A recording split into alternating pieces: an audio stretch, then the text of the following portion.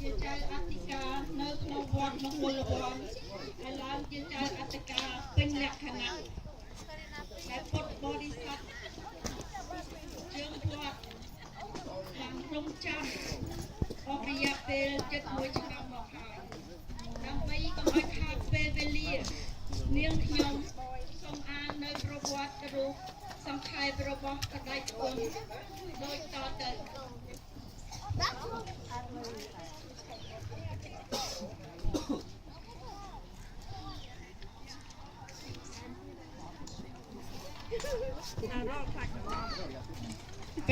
គុណនួនច័ន្ទតារាកើតនៅភូមិពោធិរងឃុំប្របាទជន់ជុំស្រុកគិរីវង្សខេត្តតាកែវ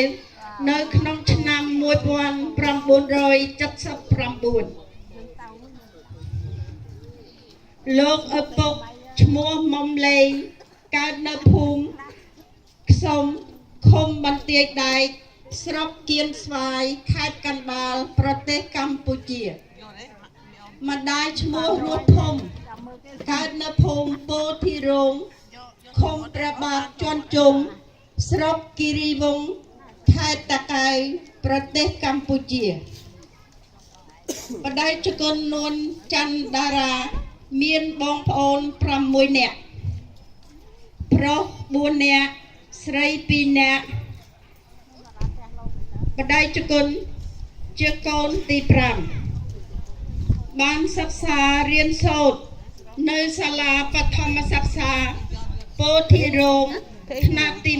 1ដល់ថ្នាក់ទី5រួចបន្តការសិក្សាទៅវិទ្យាល័យទន្លប់ថ្នាក់ទី6រហូតដល់ថ្នាក់ទី7បដិគុណបានសាងព្រះភ្នោះជាសាមណេរក្នុងឆ្នាំ1995ដោយមានព្រះជន្ម17ព្រះវស្សាលុះដល់ព្រះជន្មជាគោរព21ព្រះវស្សាក្នុងថ្ងៃទី7ខែមេសា1999ព្រះអង្គបានបំពេញឧបសមទានជាភិក្ខុភាវៈដោយមាននាមបញ្ញត្ថា